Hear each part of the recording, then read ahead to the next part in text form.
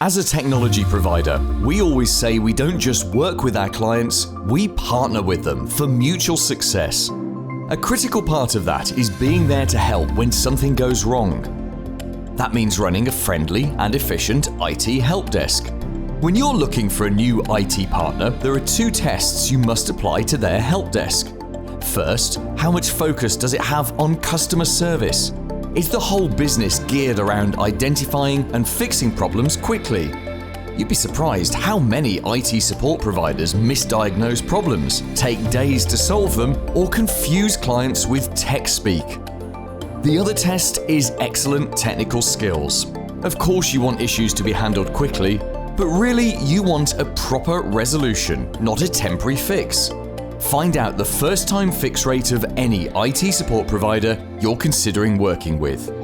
And rather than take their word for it, ask to speak to one of their existing clients.